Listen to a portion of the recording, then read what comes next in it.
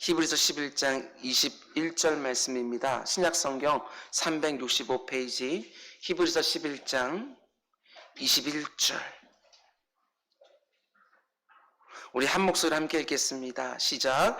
믿음으로 야곱은 죽을 때에 요셉의 각 아들에게 축복하고 그 지팡이 머리에 의지하여 경배하였으며. 아멘. 야곱의 마지막에 있었던 사건을 히브리서 기자는 기록하고 있는데, 우리 한 군데만 더 같이 말씀 보겠습니다. 창세기 28장입니다. 창세기 28장 10절에서 22절.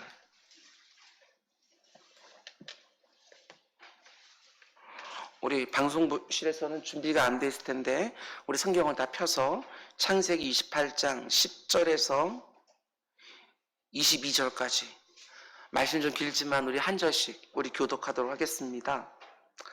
야곱이 브에세바에서 떠나 하란으로 향하여 가더니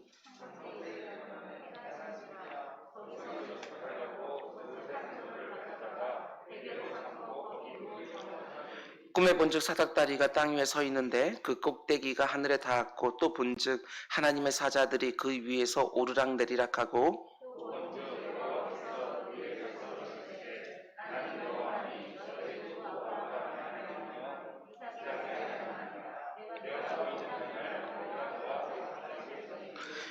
내 자손이 땅의 티끌같이 되어 네가 서쪽과 동쪽과 북쪽과 남쪽으로 퍼져갈지며 땅의 모든 족속이 너와 내 자손을 말미암아 복을 받으리라.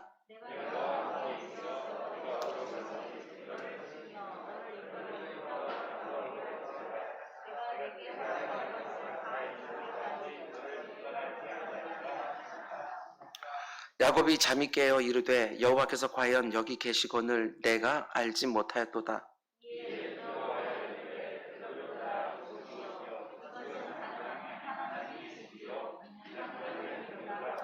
야곱이 아침에 일찍 일어나 베개로 삼았던 돌을 가져다가 기둥으로 세우고 그 위에 기름을 붓고,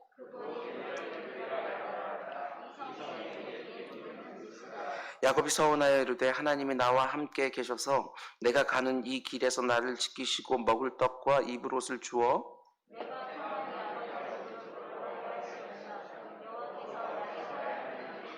우리 함께 내가 기둥으로 세운 이 돌이 하나님의 집이 될 것이요 하나님께서 내게 주신 모든 것에서 10분의 1을 내가 반드시 하나님께 드리겠나이다 하였더라. 아멘. 아멘.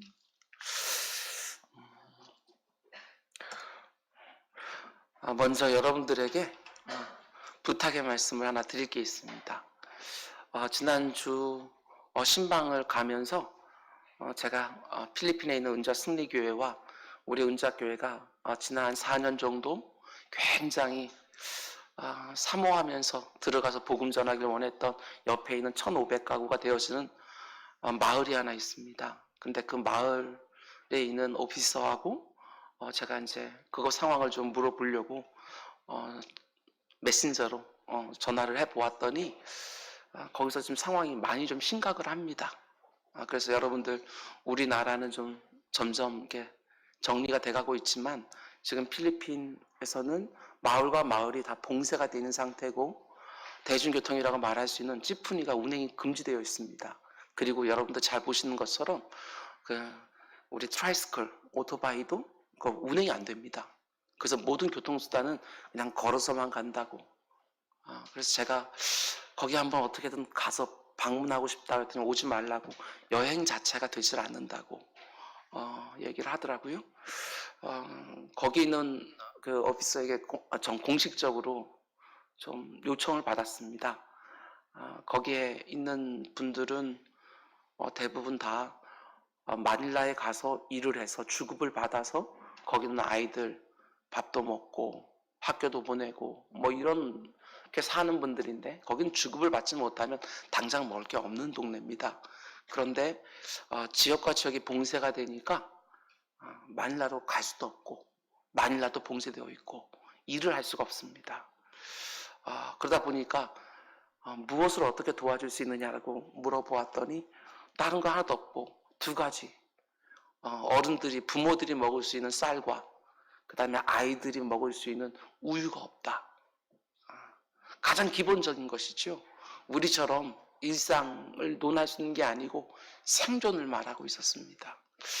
그래서 제가 몇몇 분 만나는 분들에게 구제 헌금 좀 부탁을 드린다고 이렇게 말씀을 드렸는데, 우리 성도님들 가운데 속에서도 우리가 전체적으로 다들 어렵기 때문에 우리가 헌금은 하지는 않겠지만, 혹시 하나님이 감동을 주시거나 좀 여력이 있는 분들은 좀 구제 헌금을 좀 해주시면 그것을 가지고 그 마을에 있는 분들에게 좀 쌀과 우유를 좀 전달할 수 있었으면 합니다.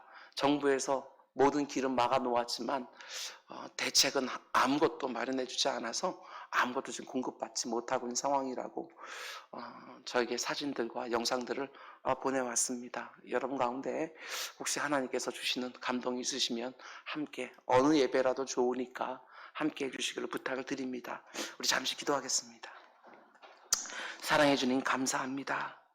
아버지 하나님, 오늘도 하나님께서는 우리들에게 뭔가를 허락하여 주시되 우리에게만 주시는 것이 아니라 우리가 통로가 되기를 원하여 아버지 하나님, 그 모든 것들이 흘러가서 하나님의 사랑이 누군가에게도 전해지기를 원하는 줄 믿사오니, 내 주 아버지 하나님, 우리 인생들 그리고 우리 교회를 사용하여 주시옵소서. 그래서 아버지 하나님, 우리 교회를 통하여 아버지 하나님, 누군가가 아버지 하나님 삶의 소망을 그리스도 안에서 찾게 되어지는 역사가 있게 하여 주시옵소서. 오늘도 하나님 말씀 드리려 합니다. 이 말씀 속에 담겨져 있는 하나님의 마음이 우리 성도님들 한 사람 한 사람에게 잘 전달되는 복된 시간 되게 하여 주옵소서. 이 모든 말씀 예수님의 이름으로 기도드렸습니다. 아멘. 오늘 히브리서 11장 인물 강의 11번째 시간입니다. 오늘 말씀 굉장히 중요합니다. 오늘 말씀의 분량이 다른 때보다 좀 많습니다. 그러나 두 번에 나눌 수가 없어서 한꺼번에 드리지만, 오늘 말씀 여러분 삶 가운데 속에 반드시 새겨 놓아야 되는 너무나도 중요한 말씀입니다. 오늘 말씀의 제목은 하나님을 만나기 전과 후에 내가 살아가는 방식이 좀 바뀌셨습니까? 이런 제목으로 말씀 전하도록 하겠습니다. 하나님을 만나기 전과 하나님을 만난 후, 그게 얼마나 큰 역사면 성경은 내 이전 사람은 죽고 새롭게 태어난다고 말합니다. 거듭났다. 이전 것은 지나갔다. 보라 새 것이 되었도다. 성경은 어마어마한 변화가 내 삶 가운데 일어났다고 말하는 것이지요. 그런데 내 삶 가운데 속에 예수 그리스도를 만나기 전과 후에 구체적으로 무엇이 바뀌었는가? 내 삶의 자리를 좀 점검해보는 시간이 되기를 원합니다. 우리는 계속해서 히브리서 11장 말씀을 인물 중심으로 묵상하고 있는데, 오늘부터 야곱에 대해서 함께 묵상을 합니다. 오늘 본문 히브리서 11장에서는 딱 한 줄로 야곱의 인생을 다루고 있지만, 제가 지난주에 이미 말씀드린 것처럼 저는 4-5번의 설교로 야곱을 묵상하려고 합니다. 참 흥미로운 인물이지요. 야곱의 인생을 통해서 내 인생도 좀 돌아보면서 지금 내가 살아가고 있는 삶의 방식을 좀 점검하는 시간이 되기를 원합니다. 오늘 우리는 창세기 28장 10절에서 22절에 나오는 베델 사건을 함께 묵상하려고 하는데, 야곱의 인생에서 결정적인 전환점이 되는 사건입니다. 베델 사건을 기준으로, 오늘 본문을 기준으로 지금까지의 야곱의 모습과 앞으로의 야곱의 모습이 다릅니다. 그렇다고 해서 모든 것이 확연하게 싹 바뀌었다고 말하는 것은 아닙니다. 이 사건 이후로도 여전히 엉터리 같은 모습이 곳곳에서 튀어나옵니다. 그러나 이 사건 이후로 지금까지와는 전혀 다른 새로운 삶의 방식이 시작은 됩니다. 왜 야곱의 인생에 이런 결정적인 전환점이 생기게 되느냐? 다른 건 없습니다. 하나님을 만난 것이지요. 하나님이 그의 인생에 찾아오셨습니다. 그가 하나님을 처음으로 개인적으로 인격적으로 직접적으로 만났기 때문에 그렇습니다. 우리도 마찬가지 아닙니까? 내 인생에 찾아오신 하나님, 내 인생의 역사가 그 이전과 그 이후로 확연하게 구분이 되었습니다. 내가 그 하나님을 개인적으로 인격적으로 만났을 때 생각이 바뀝니다. 기준이 바뀌지요. 인생의 문제를 만났을 때 대처하는 방식이 바뀌는 것입니다. 나를 찾아오신 하나님을 예수 그리스도 안에서 만났을 때, 예수님을 내 인생의 주인으로 모시기 시작했을 때, 지금까지 살아왔던 방식과는 전혀 다른 삶을 살기 시작하는 것이지요. 물론 우리가 경험하고 있는 것처럼 모든 것이 순식간에 다 바뀐 건 아닙니다. 그러나 시작은 되는 거예요. 전혀 새로운 삶이 내 인생 가운데 속에 출발은 되는 거예요. 본문을 보면 야곱이 지금까지 살아오던 브에세바를 떠나서 자기 외삼촌 라반이 있는 하란 땅으로 도망가는 중에 베델이라는 곳에 도착을 합니다. 그리고 그곳에서 하나님을 처음으로 개인적으로 인격적으로 만나게 되어지는데 그 만남을 통하여 전혀 새로운 삶이 그에게 시작이 되어집니다. 야곱을 찾아오시는 하나님, 그 하나님을 만나는 야곱. 어마어마한 사건이죠. 이 베델 사건이 야곱으로 하여금 지금까지 경험하지 못했던 새로운 삶의 방식을 시작하게 되어서는 너무나 결정적인 사건이 됩니다.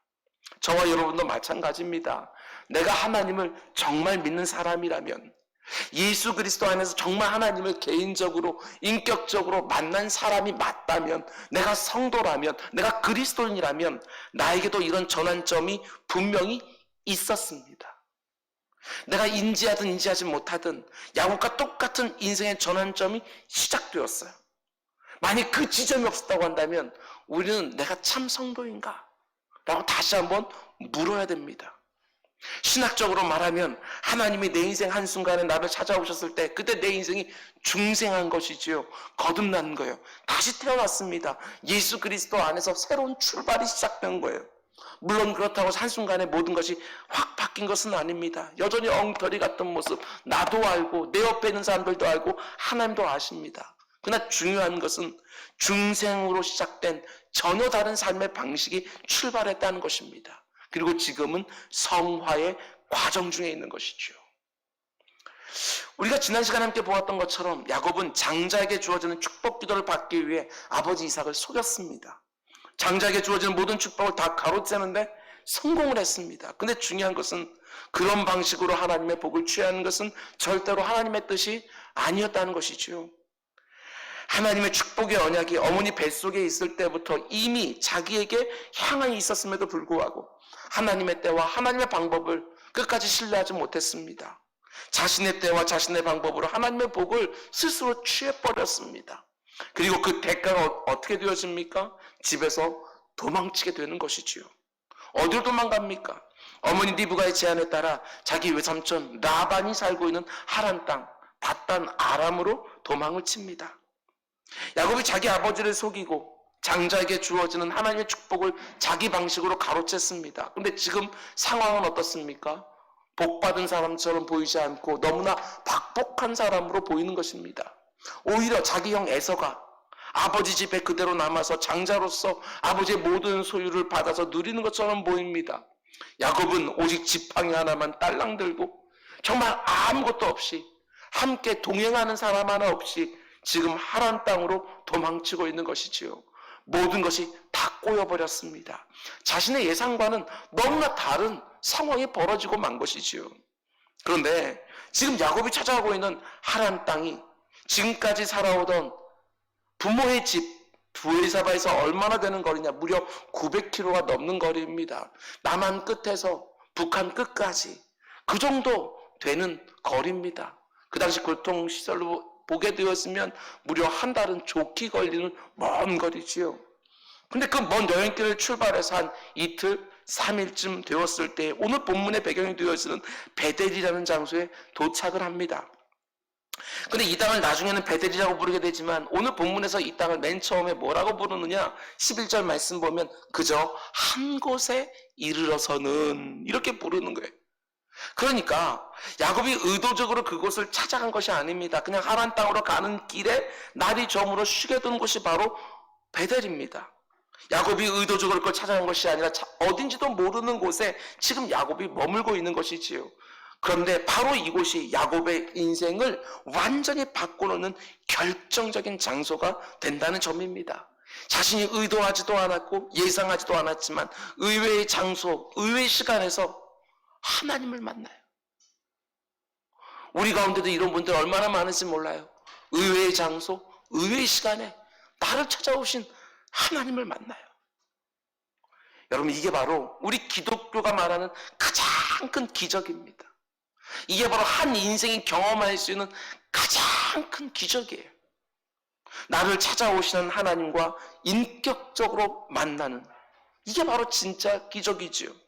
심각한 병에서 나음을 입고 귀신을 나가고 없던 것이 생기고, 우리는 이런 것들을 기적이라고 생각하지만 성경에 말하는 가장 놀라운 기적은 오늘 본문에서처럼 도망자, 사기꾼, 자기 중심적이고 이기적이고 집요하게 자기 복만 추구하면서 살던 야곱을 하나님이 치지 찾아가 주셔서 만나 주시고, 지금까지 그가 살아왔던 삶의 방식을 완전히 바꿔내시는 이런 사건이 바로 우리 기독교가 말하는 진짜 기적이지요. 사람이 변합니까? 잘 안 변하잖아요. 그런데 사람이 변한다. 기적이지요. 우리 역시 이런 기적을 체험하지 않았습니까? 모든 그리스도인들은 이미 이 기적을 체험한 사람들입니다.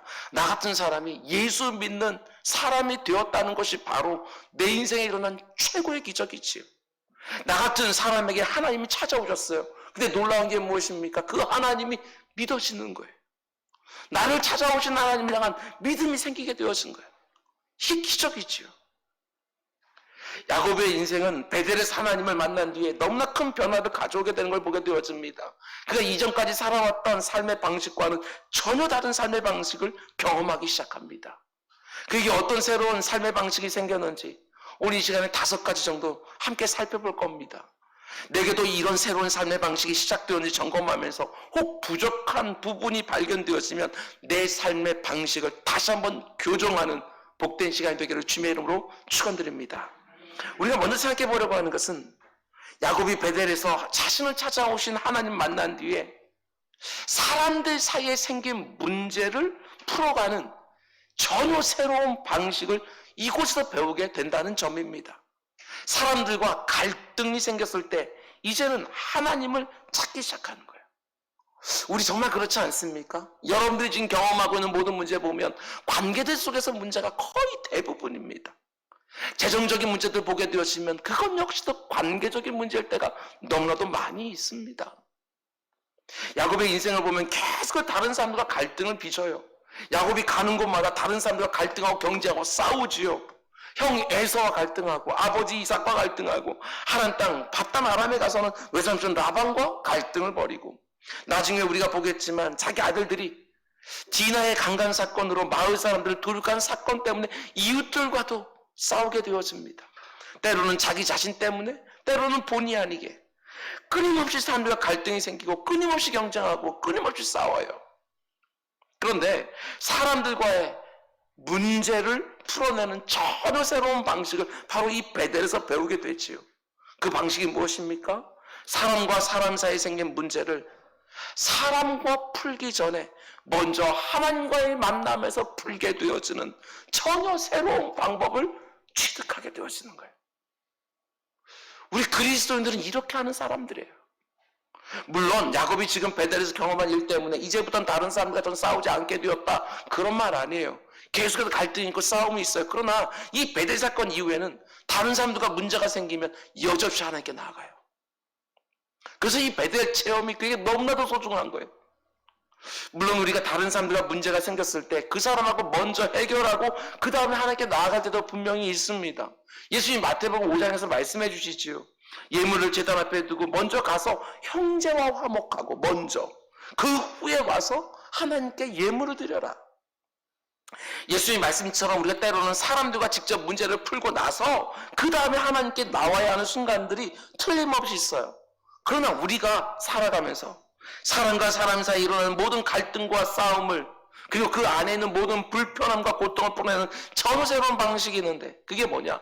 먼저 하나님과의 만남을 통하여 내 마음을 먼저 풀어내고 그 다음에 그 사람 찾아가서 얽힌 문제를 풀어내는 방식이 있어요.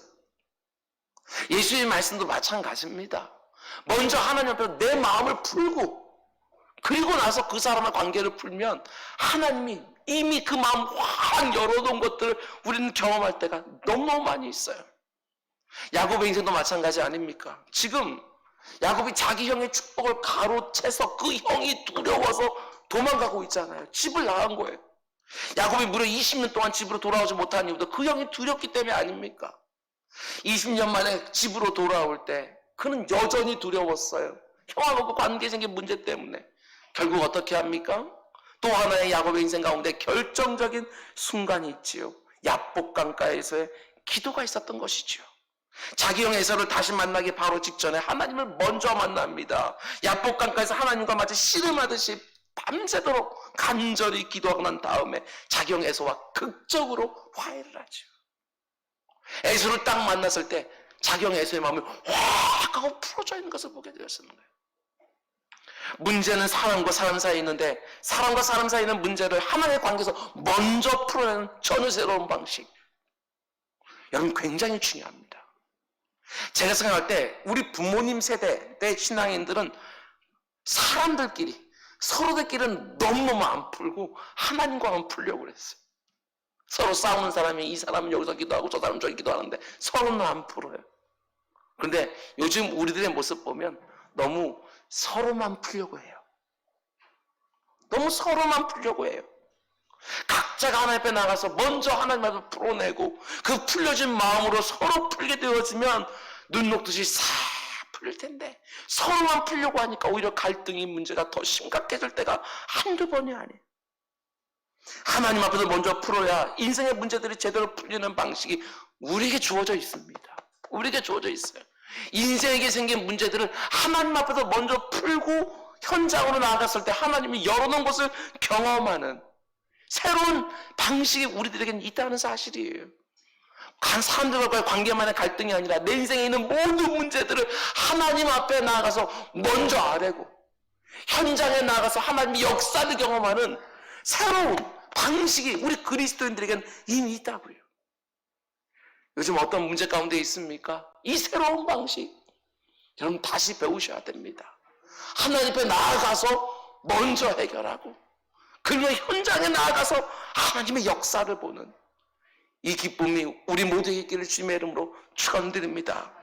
그런가 하면 베델에서 하나님 만난 야곱에게 또 어떤 변화가 시작되어지느냐. 두 번째로 지금까지 야곱은 자기 힘으로 자기 지혜로 자기 가진 수단과 방법으로 한마디로 능동적으로 살아왔습니다. 그런데 베델에서 하나님을 만난 뒤로 수동적으로 살아가는 삶이 시작이 되어지는 거예요. 능동적인 삶에서 수동적인 삶으로의 변화예요. 여러분 야곱은 자경 에서의 위협을 피해서 조금이라도 더 멀리 도망가기를 원했을 것입니다. 그런데 너무 힘들고 지쳐서 지금 베델이라는 곳에 멈춰선 것이지요. 자기 형이 자기를 죽이러 쫓아올지 모른다는 두려움도 여전하지만 사흘 길을 정말 정신없이 달려왔기 때문에 너무나 지치고 피곤해서 일단 돌 하나, 큼지막한 돌 하나 취해서 베개 삼고 깊이 잠이 든 거예요. 그럼 생각해 보셔요. 지금 야곱의 심정은 어떠했을 것 같습니까? 모든 게 다 엉망이 되었어요. 자기 나름대로는 성공했다고 생각했는데 하나님의 복을 다 누릴 거라고 생각을 했는데 지금 너무나 난감한 상황이 되어버렸죠. 후회도 하지 않았겠습니까? 내가 왜 그때 그렇게 했을까? 두려움도 있지 않았겠습니까? 앞으로 도대체 어떻게 살아야 되나? 그런 후회와 두려움과 막막함 때문에 그 먼 거리를 정신없이 달려왔기 때문에 피곤을 이기지 못하고 잠들어버린 것이 바로 베델이. 우리에게도 이런 순간이 있죠. 후회 막급한 시간들. 내가 왜 그때 그렇게 했을까? 두려움도 있지 않습니까? 앞으로 어떻게 살지? 그런 후회와 두려움과 막막한 가운데 속에 잠을 자도 자는 것 같지도 않고 쉬어도 쉬는 것 같지도 않고 먹어도 먹는 것 같지 않는 그런 상황들이 우리 인생 가운데 다들 한두 번씩은 다 있지 않습니까? 어쩌면 야곱이 지금까지 살아오면서 가장 처참한 상황이 바로 지금이라고 말할 수 있어요. 그런데 바로 그 자리에 하나님이 찾아오셔요. 야곱을 만나주시는 거예요. 가장 처참한 순간에 가장 큰 기적을 경험하지. 나를 찾아오신 하나님을 만나는 경험이요. 지금 이곳에 계신 분들도 베델의 체험을 하신 분들이 있을 것입니다. 다윗이 고백했던 사망의 음침한 골짜기를 경험하신 분도 계실 것이고 지금 지나가고 계시는 분도 계실 것이고 요나가 고백했던 것처럼 스올의 뱃속 큰 물고기 뱃속에 있는 정말 끔찍한 순간들 분명히 여러분의 과거에도 있었을 것이고 지금도 경험하는 분도 계실 것이고 그런데 질문입니다. 혹시 그때 하나님을 인격적으로 만난 분 없으십니까? 그 전까지는 그냥 교회 왔다 갔다 했는데 바로 그때 돌베개 베고 있을 때 사망의 음침한 골짜기 다니고 있을 때 큰 물고기 뱃속에 있을 때 그때 나를 찾아오신 하나님과 인격적으로 개인적으로 만나신 분 이 자리에 혹 없습니까? 거의 대부분이 그때 만납니다. 거의 대부분이 그때 만나요.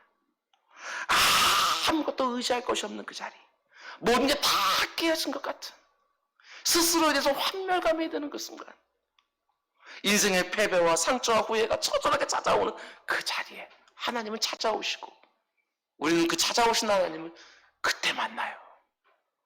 대부분의 사람들이. 지금까지 야곱은 자기가 원하는 것들은 어떻게든 다 가지며 살아왔습니다. 자기 방법과 머리와 술수로 지금까지 제가 필요하다고 생각했던 것은 다 얻었죠.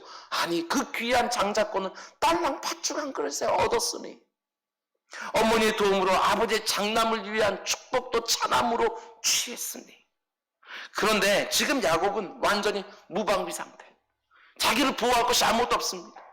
대책도 없습니다. 자신을 보호할 수 있는 아무것도 없고 앞으로 어떤 일이 일어날지 모르고 어떻게 될지 모르는 막연한 상황, 그 어떤도 의지할 수 없는 상황이죠. 근데 그때 하나님 찾아오셔요. 우리가 이 땅을 살아가면서 이런 막막한 상황을 맞기를 원치는 않지만 너무나도 역설적인 것은 대부분의 사람들이 바로 이런 자리에서 하나님을 만난다는 사실입니다. 내가 능동적으로 아무것도 할 수 없는 그 상태, 깊은 수렁에 빠져서 축축축축 빠져나가고 있는데 아둥거리면 더 밑으로 막 빠져나가는 등은, 누군가가 밖에서 나를 손을 잡고 쑥 하고 빼주지 않는 이상은 몸부림치면 칠수록 더 깊은 늪으로 빠져드는 그 상황 가운데 속에 주님을 인격적으로 만나는 사실이죠. 여러분, 이런 인생 경험 정말 하기는 원치는 않지만 이런 때에 우리는 주님을 진짜 제대로 만나요. 능동적으로 어쩌지 못하는 그 상황, 내 인생에서 가장 낮고 가장 실패하는 것 같은 자리, 하나님은요 나를 골탕 먹이기 위해서가 아니고 그런 자리로 나를 일부러라도 데려가셔서, 사람마다 경험하는 깊은 운동이 그 수준 다 달라요. 어떤 사람은 대학 시험 한번 떨어지는 것이 자기 인생 가운데 가장 깊은 운동이 될 수 있어요. 어떤 사람들은 정말 사랑하는 사람을 잃는 그 큰 아픔 가운데 속에서도 그 경험을 할 수 있는 것이고, 다 수준은 다르지만 내 스스로 뭔가 할 수 없는, 꼼짝도 할 수 없는 그 상황 가운데 속에 나로 하여금 오직 하나님만 바라볼 수 없고 도움을 구할 수밖에 없게 하고, 오직 그 자리에서, 수동적인 자리에서 우리는 하나님을 만나요. 왜 이렇게 하십니까? 여러분, 우리가 보통 사람들입니까? 내 안에 있는 이 뿌리 깊은 교만을 어떻게 할 건데요? 내 안에 있는 이 악한 본성, 내가 스스로 주인 되고 싶어하는 이 마음, 이거 어떻게 해요? 내가 조금이라도 능동적으로 뭔가를 할 수 있다고 생각하면 하나님 도움이 찾아오지 않아요. 아니, 하나님은 찾아와도요 내가 그 손에 잡으려 하지 않아요. 제가 여러 번 말씀드렸지만 집을 나간 탕자가 언제 아버지를 생각해내냐고요. 돼지들이 먹는 그 쥐염 열매, 사료에 사료, 그거 배불리 먹을 때만 해더라도 아버지 생각 안 했어요. 그런데 그것조차도 먹지 못하게 되니까 그제서야 아버지를 생각했네요. 이게 우리라고요. 하나님을 조금 믿고 의지하는데 내가 조금이라도 뭔가 의지하고 믿을 것이 이만큼 쥐염 열매라도 있으면 하나님을 제대로 의지하지 않는 것이 바로 우리들의 모습이에요. 본문에 나오는 야곱을 보세요. 야곱이 브에세바에 있는 자기 집에서 자기 인생에 대한 자신감이 꽉 들어있자 있을 때는 하나님 찾아가지 않으셨어요. 왜 찾아가지 않습니까? 찾아가도 소용없으니까. 야곱이 자기 힘으로 다 할 수 있는데, 자기 머리로 다 모든 것, 원하는 거 다 가질 수 있는데 하나님 딱히 필요나 있겠어요? 그건 아니죠. 야곱이 자신의 능동적인 힘만으로도 자기가 할 수 있는 모든 것을 다 할 수 있다고 생각할 때는 하나님이 안 찾아가시지요. 그런데 누군가의 도움이 절실히 필요한 수동적인 상태에 있을 때 하나님 마치 그런 상황이 야곱에게 오기라도 기다리셨던 것처럼 그 순간에 찾아가셨어요. 여러분, 우리는 배되는 자리에 던져지는 거 원하지 않습니다. 그러나 바로 그 자리가 하나님 정말 제대로 경험할 수 있는 너무나 귀한 자리예요. 코로나19로 많이 힘들지요. 어렵지요. 바로 지금이 어릴 때보다 하나님께 한 걸음 더 가까이 갈 수 있는 서로의 기회다. 돈은 좀 잃을 거예요. 건강도 좀 잃을 거예요. 내 삶의 기반이 흔들리는 것도 경험하게 될 거예요. 그런데 그 대가를 치르면서 하나님께 한두 걸음 더 가까이 갈 수 있다고 한다면 이 시간에도 우리를 찬송할 수 있지 않을까, 이런 생각들을 해보게 되어져요. 내 인생의 주인으로 내가 이제까지 능동적으로 살아왔는데 야곱의 경우 그 결과가 처절한 실패였습니다. 그런데 하나님은 그렇게 실패한 야곱을 찾아와 오직 하나님을 주인으로 삼고 살아가는 수동적인 인생의 영광을 보여주시지요. 이 영광을 우리도 느끼며 살아갈 주님의 이름으로 축원을 드립니다. 그럼 이제 세 번째로, 베델에서 하나님 만난 야곱에게 어떤 변화가 생기느냐. 지금까지 땅만 바라보고 살던 야곱이 드디어 하늘을 바라보는 전혀 새로운 삶의 방식을 시작합니다. 야곱이 베델에서 돌을 베고 자다가 꿈을 꾸는데요, 굉장히 독특한 장면을 하나 보지요. 12절 말씀 우리 함께 읽을까요? 12절 시작. 꿈에 본즉 사닥다리가 땅 위에 서 있는데 그 꼭대기가 그 위에서 오르락내리락하고, 꿈에 보니까 사닥다리가 하나 서 있는 거예요. 그런데 땅에서부터 시작을 해서 하늘까지 쭉 이어져 있고 그 사닥다리 위로요 하나님의 사자들 천사들이 오르락내리락하는 장면을 본 거예요. 여러분, 이게 어떤 장면입니까?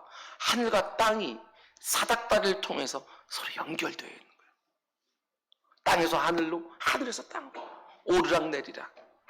하늘과 땅이 사닥다리를 통해서 연결되는 장면을 야곱이 꿈에서 본 거예요. 하나님 왜 이런 장면을 보여주셨겠습니까? 땅이 하늘로부터 뚝 떨어져 있는 것이 아니고 땅이 하늘과 연결되어서 하늘로부터 오는 공급과 하늘의 자원을 받아서 이 땅을 살아가는 전혀 새로운 삶의 방식, 하나님이 야곱에게 보여주길 원하셨다는 거예요. 야곱아, 땅만 있는 거 아니다. 너는 늘 땅만 바라보고 사는데 땅만 있는 거 아니다. 하늘이 있다. 하나님을 믿는 사람들은 땅과 하늘이 분리되어 있는 것이 아니라 연결되어 있는 사람이, 이걸 보여주기 원하시는 것이지요. 할아버지 아브라함과 아버지 이삭으로부터 이어지는 하나님의 언약과 축복이 이미 주어져 있음에도 불구하고 그는 아주 철저하게 땅의 방식으로만 살아왔습니다. 남이 가지면 내가 뺏기는 것이고 내가 남의 것을 빼앗으면 복을 더 누릴 수 있다고 생각하고 지금까지 살아온 것이지요. 이렇게 사는 것은 철저하게 땅의 방식입니다. 약육강식, 적자생존, 이전투고, 승자독식. 지금까지 이렇게 살아왔는데 야곱이 베델에서 본 것이 무엇입니까? 하늘과 땅이 사닥다리로 연결되어져 있는 거예요. 땅이 하늘과 관계없이 돌아가는 것이 아니고 땅이 하늘과 연결되어서 하늘로부터 공급되어지는 것을 가지고 땅에서의 삶을 영위하기 시작하는 전혀 새로운 삶의 방식을 야곱이 꿈에서 경험한 것이죠. 우리가 하나님을 믿고 예수 그리스도 안에서 거듭난다는 것이 바로 어떤 의미입니까? 하늘과 땅이 더 이상 분리되어 있는 것이 아니라 연결되어 있는 삶을 살기 시작하는 거죠. 우리가 더 이상 이 땅의 방식으로 살아가지 않고 땅과는 연결되면서 닫혀져 있는 하늘이 아니라 하늘로부터 내려오는 공급과 보호를 통해서 이 땅을 살아가는 전혀 새로운 방식을 가지고 이 땅을 살아가는 거예요. 여러분, 이렇게 살고 계시지요? 하나님을 믿고 그리스도 안에서 거듭난 사람들의 새로운 삶의 방식이에요. 땅에서 살아가지만 하늘 시민권을 가지고 그 나라를 바라보면서 사는 사람들이요. 그런데 야곱이 본 사닥다리가 궁극적으로 뭘 상징하는 것입니까? 저는 이게 굉장히 은혜가 되었어요. 예수님이 오늘 본문의 사건을 그대로 인용해서 이렇게 말씀하셔요. 요한복음 1장 51절.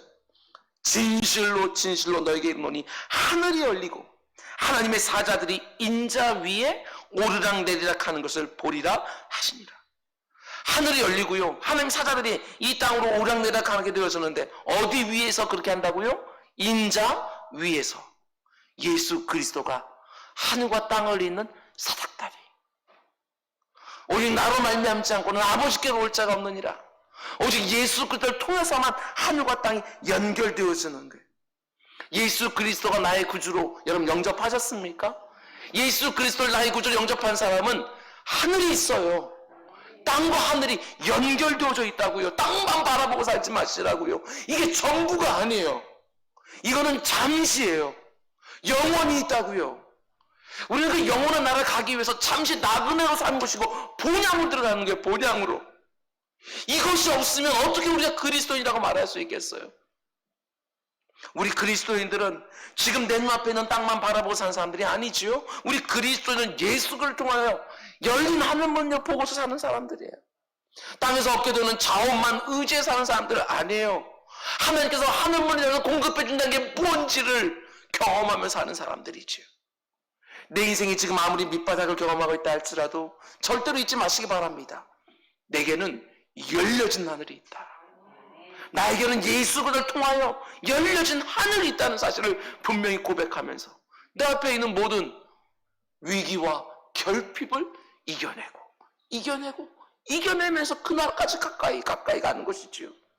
정말 내 눈에 아무것도 남아있지 않은 것 같은 상황을 맞는다 할지라도 내 앞에 열려진 하늘문을 통해서 하나님을 만나고 그 하늘로부터 내게 필요한 모든 것이 공급될 것을 분명히 믿고 살아갈 수 있게 되기를 주님의 이름으로 축원을 드립니다. 하늘이 있습니다. 그리고 이제 네 번째로 야곱 베델에서 자신을 찾아온 하나님 만난 다음에 또 어떤 새로운 삶의 방식을 가지고 살기 시작하느냐, 이것도 굉장히 중요해요. 여러분과 저에게 반드시 있어야 돼요. 그건 무엇입니까? 이제부터는 하나님의 약속을 붙들고 살아요. 우리 식으로 말하면 말씀 붙들고 산다고요. 굉장히 중요한 거예요. 눈에 보이는 상황만 붙들고 사는 것이 아니라 아직 눈에 보이지도 않고 아직 이루어지지도 않았지만 하나님의 약속을 붙들고 사는 것, 그 약속이 반드시 이룬다는 믿음을 가지고 사는 것, 반드시 기억하셔야 됩니다. 저와 여러분은, 우리 그리스도인들은 하나님 약속을 붙들고 사는 사람들입니다. 이런 사람이 너무너무 강력하지요. 쉽게 흔들리지 않아요. 그 약속이 반드시 이루어질 것을 믿고 살아가는 전혀 새로운 삶의 방식, 이게 우리 그리스도인들이 사는 법이라고요. 오늘 본문을 보면 하나님이 두 가지 약속을 해주시는데, 첫 번째로 하나님이 아브라함과 이삭에게 주었던 약속의 말씀을 똑같이 야곱에게 주고 계신다는 사실입니다. 이미 아브라함과 이삭에게 어떤 약속의 말씀을 주었어요. 그런데 이제 그 믿음의 가게에 흐르고 있는 그 언약의 말씀을 야곱에게 계승해 주는 거예요. 굉장히 놀라운 사건이에요. 왜냐하면 야곱은요, 스스로 장자의 축복을 취했어요. 그런데 그 결과가 이렇게 엉망인 거예요. 야곱은 무슨 생각했겠어요? 하나님 나를 이제 버리시겠구나. 자기도 알았거든. 엄마가 얘기해 줬을 테니까 분명히. 큰 자가 작은 자를 섬기리라. 나에게 하나님의 복이 임한다는 거. 이 가문의 장자권이 자기로 흐르는 영적인 축복이 흐른다고 하는 거, 이거 자기도 알고 있었는데 자기가 모든 걸 망쳤다고 생각했을 거 아니에요. 그런데 그 순간에 하나님이 나타나서 자기 할아버지에게 주셨던, 아버지에게 주던 그 언약을 자기에게 줘요. 이게 뭘 의미하는 거예요? 자기가 일을 다 망쳤는데 그럼에도 불구하고 하나님은 자신의 뜻을 돌이키지 아니하시고 그 언약을 추인해 주시는 거예요. 지금 야곱에게 굉장히 놀란 거예요. 하나님 아주 섬세하게 지금 역사하시는 거예요. 야곱이 지금까지 너무나도 부족한 부분이 많지만 하나님은 아브라함과 이삭으로 이어지는 그 가게에 흐르고 있는 믿음의 언약들을 야곱에게 주시는 것이죠. 야곱아, 내가 너를 네 할아버지 아브라함, 네 아버지 이삭으로 이어지는 이 영광스러운 믿음의 족장 반열에 들어갈 수 있도록 만들어주리라. 언약의 계승이 이루어져요. 언약의 계승. 여러분, 이 자리에 있는 우리 부모님들 잘 들으시기 바랍니다. 한 가게에 흐르고 있는 언약의 계승 너무너무 중요해요. 정말요. 새겨놓으셔야 돼요. 혹시 여러분 때부터 예수 믿는 분들 계셔요? 나에게 하나님께 주신 언약이 있어요? 여러분에게도 새겨놓아야 돼. 새겨놓아야 돼. 이자는 절대 안 돼. 신앙의 명문 가정이 그저 하루아침에 이루어지는 거 절대로 아닙니다. 언약의 계승을 통해서 점차적으로 이루어지는 거예요. 한 세대에 임한 하나님의 언약이 그 당대에 이루어지고, 그 당대에 이루어지지 않은 언약은 또 그 다음 세대로 이어지고, 그 다음 세대가 그 언약 가운데 또 일부가 이루어진 것을 경험하고, 여전히 이루어지지 않는 언약은 또 그 다음 세대로 넘어가고, 그러면서 신앙의 명문 가정이 만들어지는 거예요. 그 과정 중에. 이게 바로 세대에서 세대로 이어지는 언약의 계승이라고요. 언약의 계승. 이 자리에 있는 우리 모든 가정들이 그저 한 세대의 영광만 누리고 끝나는 것이 아니라 한 세대에서 다음 세대로, 다음 세대에서 그 다음 세대로 언약의 계승이 일어나기 원합니다. 언약의 계승이 계속해서 한 세대에서 다음 세대, 다음 세대, 다음 세대로 이어지다가 끝내 그 가게에 흐르고 있는 언약의 성취들을 보게 되어지는 거예요. 믿음의 명문 가정을 되실 주님의 축원드립니다. 언약의 계승, 부모에게요 가장 중요한 사명이에요. 그래서 오늘 히브리서 11장 20절에서도 야곱의 인생은 딱 한 구절로 갖다 요약하는데 뭐예요? 자녀들 축복하는 걸로. 그걸로 끝나고 있다고요. 그런가 하면 하나님이 두 번째로 준 약속이 있는데 이 약속은 야곱에게만 주어지는 특별한 약속입니다. 본문 15절 말씀, 제가 너무너무 좋아하는 말씀이라서 우리 자녀가 군대 갈 때, 외국 유학 갈 때 제가 이 말씀 자주 드려요. 15절 같이 읽습니다. 시작. 내가 너와 함께 있어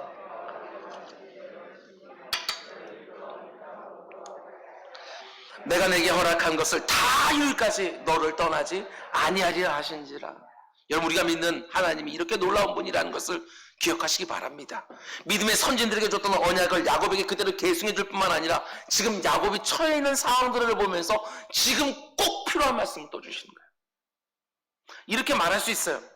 그 가게에 흐르고 있는 보편적인 말씀만이 아니라 야곱에 주시는 그에게 필요한 개인적인 말씀을 하나님이 더해 주시는 거예요. 우리도 마찬가지 아닙니까? 성경 66권을 통해서 모든 그리스도인에게 보편적으로 주신 하나님의 말씀이 있지만 내가 처한 상황 가운데 기도에 아니라 쏙 들어가서 기도할 때 아니면 이렇게 말씀을 들을 때 그때 개인적으로 그 순간에 내게 꼭 필요한 말씀을 성령 하나님의 감동으로 주시는 게 있어요. 보편적인 말씀과 특수적인 말씀이 있어요. 여러분, 그런데 야곱이 지금 처한 상황 가운데 개인적으로 주시는 언약의 말씀이 뭐예요? 야곱아, 내가 너와 함께 하리라. 네가 어디를 가든지 내가 너 지켜줄 거다. 너를 이끌어서 반드시, 지금 떠나고 있지만, 지금 아버지 떠난 지 사흘 됐거든요. 지금 이렇게 떠나고 있지만 야곱은 꿈에도 몰랐겠죠. 20년이 걸릴 거라는 거. 근데 하나님은 이 약속대로 나중에 지켜주셔요. 다시 돌아가게끔. 하나님이 왜 이런 약속의 말씀을 주십니까? 하나님은 지금 야곱 안에 있는 그 두려움을 다 알고 있으니까. 그 두려움에 필요한 말씀을 주시는 거예요. 지금까지 살아오던 집을 떠나서 베델의 깊은 어둠 속에 홀로 남게 되는 야곱에게 하나님 분명히 말씀해 주시죠. 야곱아, 너 혼자 아니다. 외로워하지 마라. 내가 너와 함께한다. 네가 지금 네 앞에 어떤 일이 기다리고 있는지 몰라서 두렵겠지만 두려워하지 마라. 내가 함께 해준다니까. 야곱에게 필요한 뭐 한 두 개 주신 게 아니에요. 하나님 자신을 주셨어요. 내가 너와 함께 하리라. 여러분, 그거 아십니까? 하나님이 지금 야곱에게 주신 이 약속의 말씀, 내가 너와 함께 하라고 하는 이 말씀은 지금까지 이 땅을 오고 갔던 모든 그리스도인들에게 가장 큰 위로가 되었던 말씀이에요. 아무리 힘들고 어려운 상황 가운데 일지라도 내가 너와 함께 하리라. 이 말씀으로 하나님은 모든 살아있는 그리스도인을 다 이렇게 세웠어요. 정말 그렇지 않습니까? 내가 너와 함께 하리라. 이 약속의 말씀이 일단 믿어지기만 하면 그때부터 그 영혼이 살아나요. 아무리 문제 현장이라도 하나님과 함께 계신다고 말하는데 믿음이 있다면 내 영혼이요 결코 좌절하지 않아요.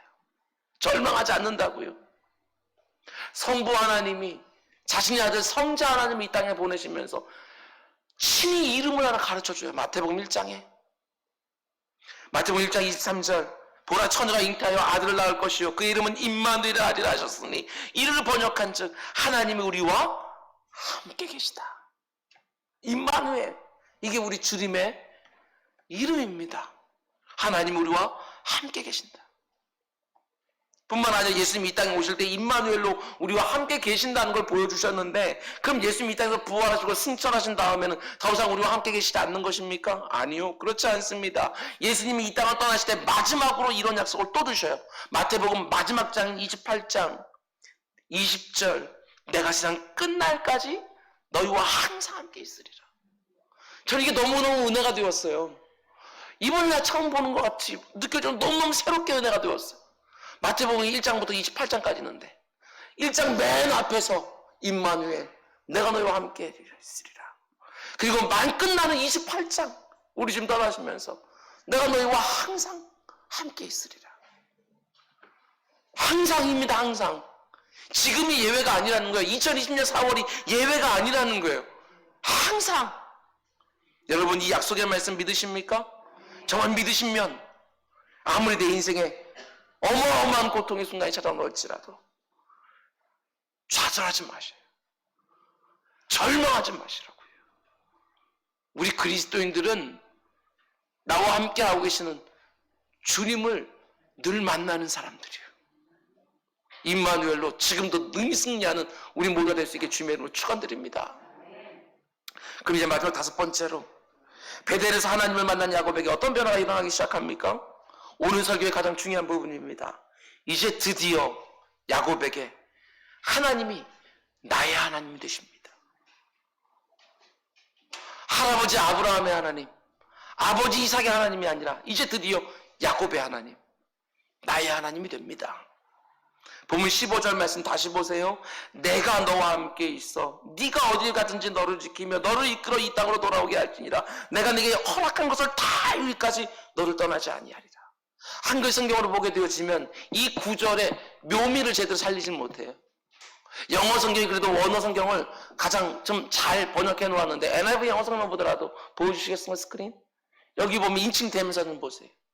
계속해서 반복적으로 하나님을 가리키는 I, 그리고 야곱을 가리키는 you, 하나님을 가리키는 나 I라는 이 인칭 대명사가 5번 사용되어지고요, 야곱을 가리키는 인칭 대명사 you가요 무려 6번 사용되어져요.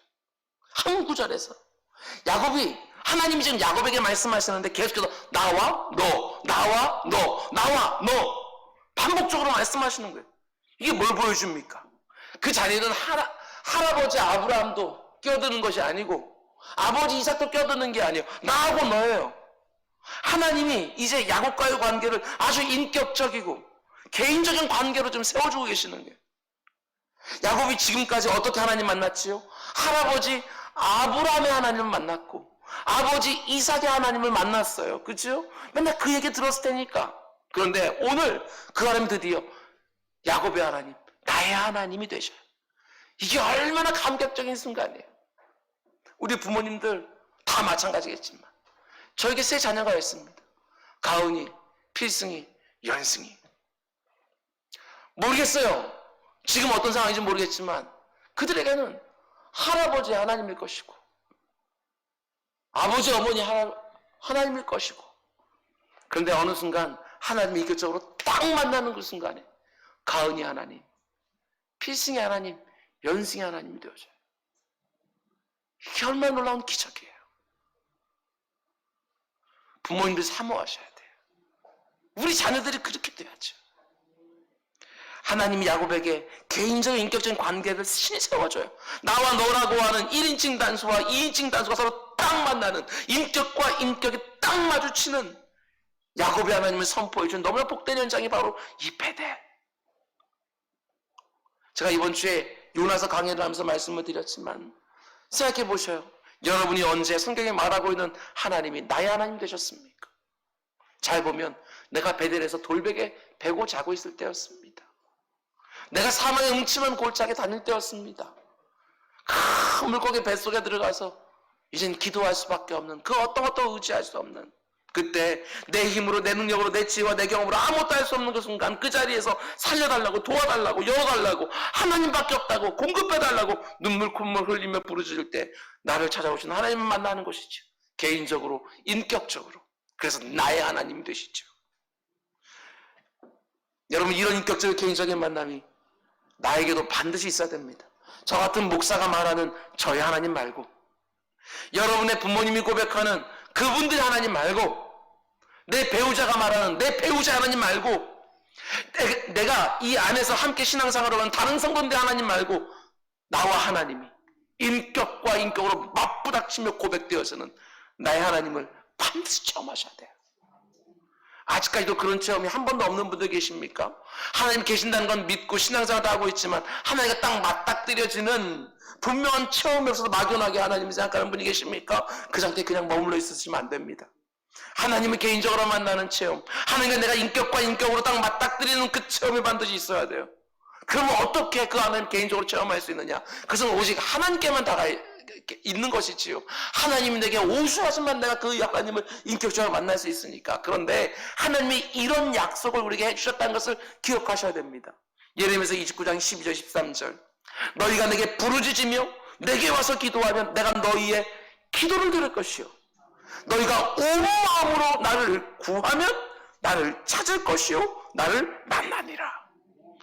하나님 약속해 주셨어요. 하나님과의 개인적인 만남을 사모하셔요. 그냥 그 자리에서 딱 버티고 있어서 하나님과의 일정한 관계를 유지하려고만 하지 마시고 하나님을 이제 인격적으로 만나길 사모하는 거예요. 여러분 바쁜 거 다 압니다.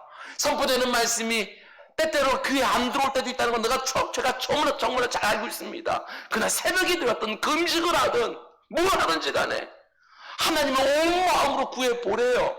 그럼 하나님 나를 찾아와 주시겠다고, 나를 만나 주시겠다고 약속해 놓고 계셔요. 왜 꼭 그렇게 해야 되냐고요? 오늘 설교를 통해서 말씀드렸습니다. 그 하나님을 온전히 만나면, 개인적으로 인격적으로 만나면 내 삶에 새로운 삶의 방식이 시작된다니까요. 내가 이제까지 경험하지 못한 전혀 새로운 삶의 방식이 내 삶에서 시작이 되어지는 거예요.